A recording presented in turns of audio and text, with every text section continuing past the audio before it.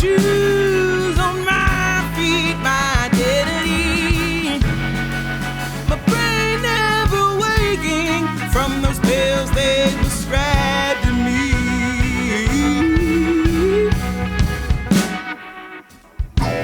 We just fancy drugs, going through the motions. Just fancy drugs, going through the motions.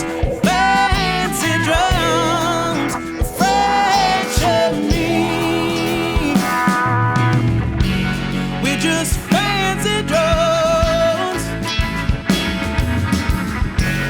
We just fancy drugs. Oh, fancy drugs, going through the motions. So fracture me.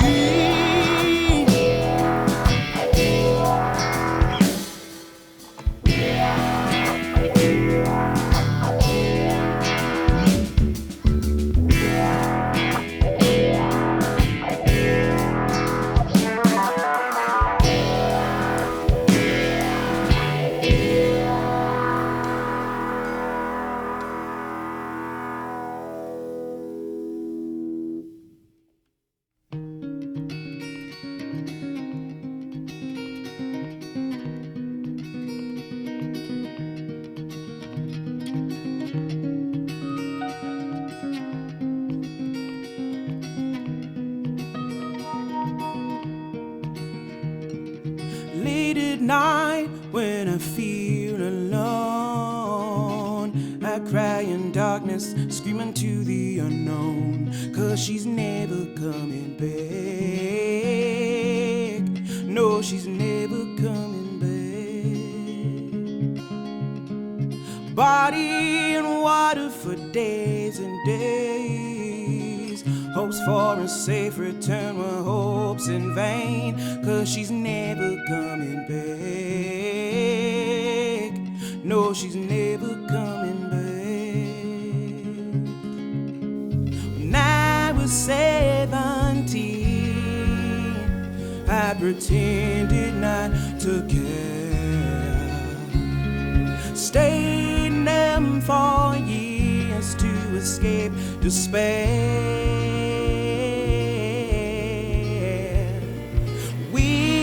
Your soul dies, you just can't hide it. Everyone can tell. Oh Lord, will I ever feel right again?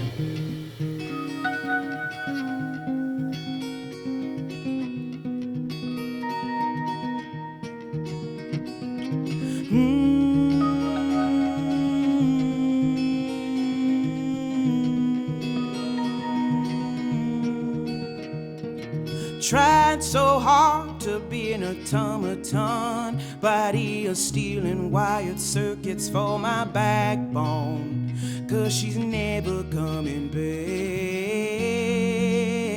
No, she's never coming back. Wild turkey in the car seat, the battle's empty.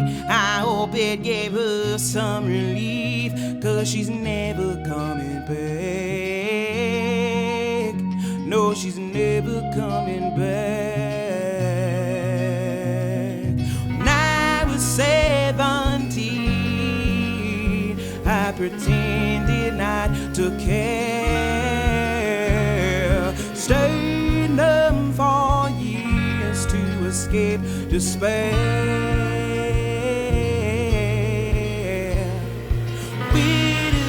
Soul dies, you just can't hide it. Everyone can tell. Oh Lord, will I ever feel?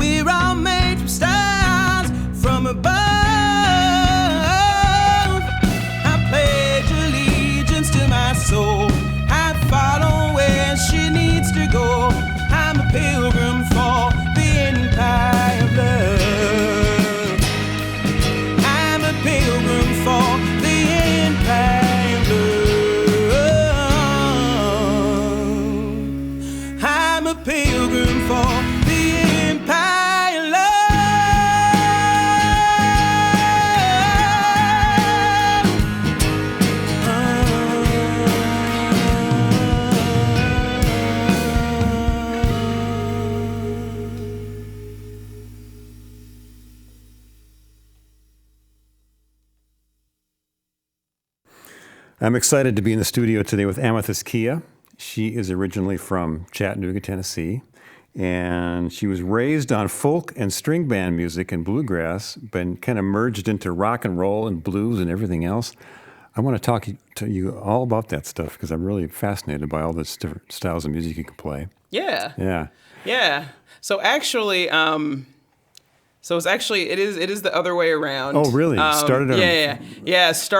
I actually didn't learn about string band music and old time music until I got to college, which historically is not really the most common known way to be introduced to traditional music. Usually it's like it's in your family, and that's how you would learn typically. But with the advent of technology now, you can go on YouTube and type in old time and even start from there. But when I was growing up, so I grew up in the suburbs, and I got into pop punk and Tony Hawk Pro Skater and like all of that stuff. And my parents bought me a guitar when I was 13. But even before I got my guitar, both of my parents had a really strong love for music, and my dad's an audiophile, so he had like a really nice stereo system and a really nice music collection. Wasn't he also a musician too? Yeah, he was a musician at one point back in the 70s. Okay. He lead sang and played hand percussion for like a local band. Okay. And they did a lot of the top 40s of that time. So like, Allman Brothers and Earth, Wind and Fire and stuff like that. And my dad has a beautiful voice. Even now he'll like sing, and he's an excellent whistler too. Gonna try to get some of his whistles on the next album. Oh, cool. So yeah, because we never actually like ever recorded or done anything together. So I think it'd be really cool. He's 75, and he's been in my life for a really long time, supporting me with music and stuff. So it would be hopefully we'll get that worked out. But anyway, sorry, back to the story. So I grew up hearing like contemporary jazz and classic country and Southern rock, blues, funk, just listening to everything. My dad's favorite artist is Carlos Santana. Wow. And then Prince. I don't know. They might be tied. I'm not sure if there's one he can rank over the other. But yeah, so I just listened to lots of amazing, awesome musicians, wonderful voices. So I really fell in love with Michael Jackson and Mariah Carey and those big voices from the 90s. And then like I mentioned, I got into alternative music. So I got into pop punk, got into Green Day and Blink-182. And then eventually my curiosity would take me to finding my own sort of eclectic way of listening to music. My family, we got a computer about the time I was 13 as well. So I took video lessons. And then I started to explore Kazaa and LimeWire, and so I started. I think the statute of limitations is like hopefully it's gone by now, but I absolutely pirated music and made mixed CDs, and so I got into like new metal. So I really loved Evanescence, and then I got into Scandinavian symphonic metal. So I got into bands like Nightwish and Epica and like. Yeah, so I and then I also got into like Tori Amos and Fiona Apple and Bjork and Radiohead, and so I just really my favorite thing on the planet was to find music and listen, and then learn how to play the songs. That was my big hobby in high school. I was going to ask you if your dad dragged you into music, but it sounds like you had an interest already. Oh yeah, yeah. I mean, literally, it was just a thing of like he would play music, and I, just became interested in it. But then as I got older, I started like, kind of finding my own, like I said, my own little eclectic way of listening to music. So it wasn't really until fairly recently that I've started going back and listening intently to the stuff my dad listened to and been like, oh yeah, this is cool. I mean, not that it wasn't cool before, but you're like, I mean, when you're a mall goth listening to Evanescence, it's hard to like listen to the Isley Brothers, because you're so used to that really heavy kind of in-your-face kind of sound. So it's harder to appreciate other kinds of music that aren't kind of just blasting in your face.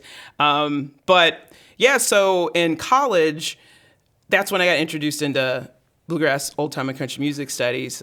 Which is kind of, like you said, backwards in a way, because you usually that's where you learn to study classical music. and Right, exactly. But Jack Tottle is the founder of the Bluegrass Old Time Country Music Studies. He lives in Hawaii now.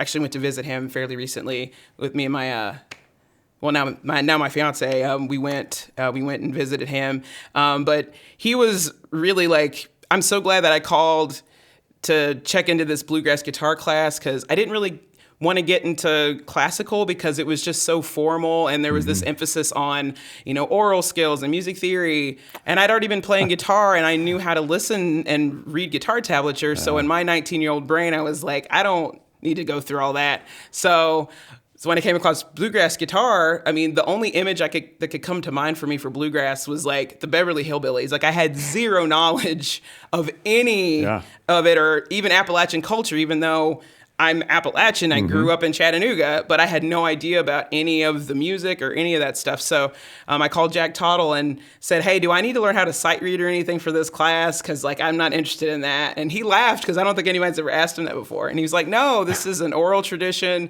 Like, the way you've been learning music that's how we learn here. And I'm like, oh, thank goodness.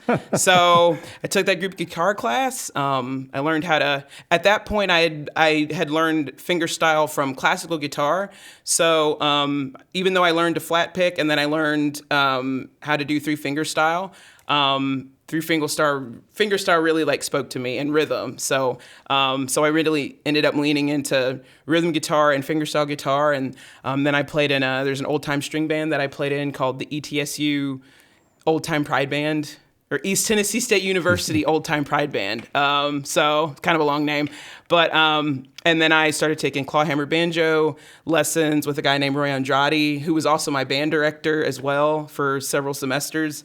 So I just met some really great people that knew the history of the music. And, I've had people ask me, what was it like to, be in this program with, mostly with pretty much all white people. And I was like, well, I grew up in the suburbs and I went to predominantly white schools. So like that was not an issue for me. I think the other thing though is, and my dad had some concerns in the beginning, because once he started getting interested in the music, and saw that I had talent and wanted to support me as I decided to like jump into this endeavor, he was also concerned because there's this, the stereotype of, like closed-minded backwoods people listen to bluegrass, and white people listen to bluegrass. And you look at the history of how, commercial music was segregated, my dad did have a concern. He was born in 1947. So he is very aware of what can happen, if you're black in an all white setting, especially if it's a closed-minded setting. But fortunately for me, even though like all my teachers were white, they all knew the history. They knew that, West African culture was a huge part of string band music. So the banjo. Exactly. So there was that acceptance, from my teachers, and also from students as well. And I, as time went on, it was one of those things where, I never ever felt unsafe, or I was never overtly treated poorly. I just know that sometimes I would be in some spaces and it would be, sometimes it would be a little cold. But I mean, that's their problem. I had enough people rooting for me that those people didn't really matter. So how was it to play with our native daughters then, with Rhiannon Giddens and Leyla, McCalla, and Allison Russell? Yeah, well, it was a really incredible experience because, we were all, able to kind of, share our experiences, being people of color in a space that traditionally is seen as a white space. And I think while it was important for me to have that experience, because that was one of the few things that I wasn't really necessarily able to like relate to people on, which for the most part I was fine with. But I think to have that moment where we're all sort of like, we're all on the same page, we understand that experience. That was a really kind of really formative moment, pivotal moment for me. And then also when I decided to take on the project and, knowing that the subject matter was going to be centered around, the story of the transatlantic slave trade and segregation and all these different things.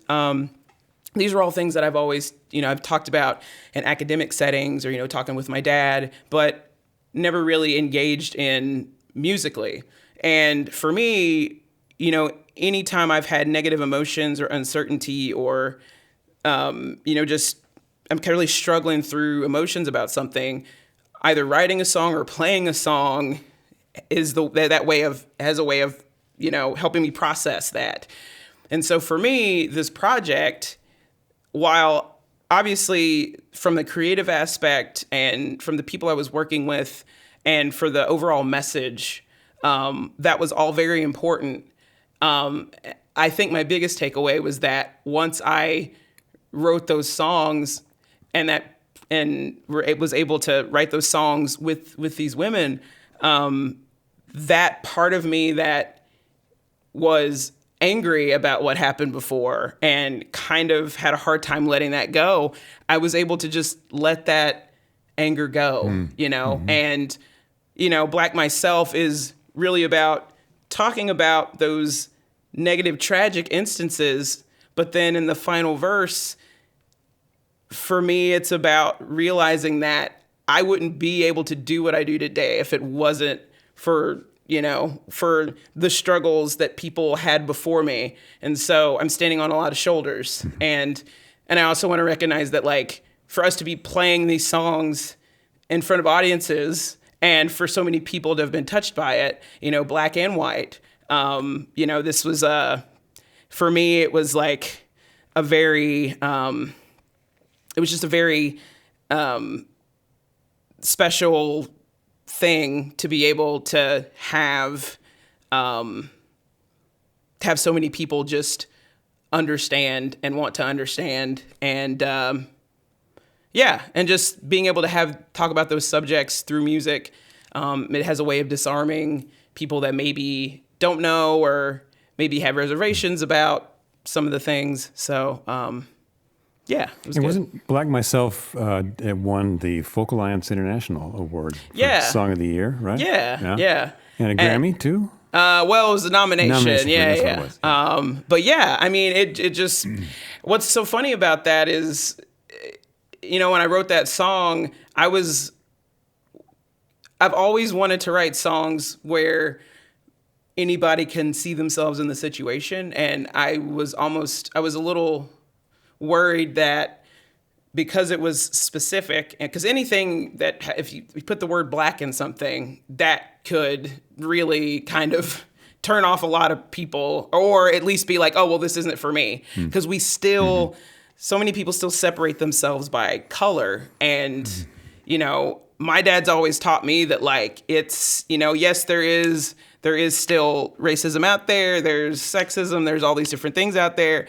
But move through the world seeing people as human beings and have that as your, I guess, the prism that you look through, like, we're all human beings. We're all part of the human species, and how you treat someone, and that should override however they look or whatever they believe in or whatever their skin color is, to not allow these really arbitrary things, be the final judgment of how you treat someone. So for me,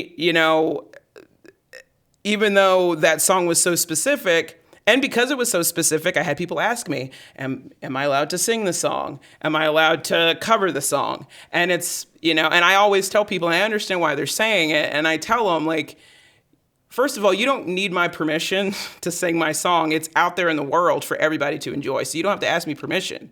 I understand where you're coming from, and I appreciate you. I know you mean well, but you really, really don't have to ask me. Just, if you love the song, just sing it. Because if you think about Coal Miner's Daughter by, I almost said Sissy Spacek, Loretta Lynn. That was a really good movie. But anyway, if you hear that song by Loretta Lynn, should I not sing it because I'm not a coal miner's daughter? But if you listen to the message of the story, it's the message of the story, not necessarily the details. Opportunity. Exactly. Mm-hmm. And so that's kind of my big sticking point with that song, or if I ever write any other song again that maybe addresses those issues, this isn't off limits. That's my whole point, my whole message throughout all the music that I play and all the different influences that I allow into my music. Like, this music is awesome, and everybody should just enjoy what they enjoy. And let's throw off all these descriptions and all of these, like, all these identities that we have to tie. Let's just enjoy music, just music. That's my whole thing. But yeah. I'm talking with Amythyst Kiah in the studio. The first 2 songs you did today were from Wary and Strange.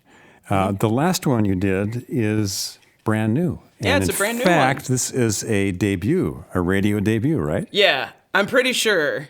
You may have to check. I don't think I've played this on the radio, but yeah, let's say it is. And that's going to be it's going to be in an upcoming album, hopefully coming out this fall, you think? Yeah. I'm going to get back in the studio later on this summer, and the idea is to have the album out by fall of next year. But yeah, I did some co-writes earlier this year, and it's the first time I'd ever, other than co-writing obviously with In Our Native Daughters, it was my first time really co-writing since 2018 when I did that project.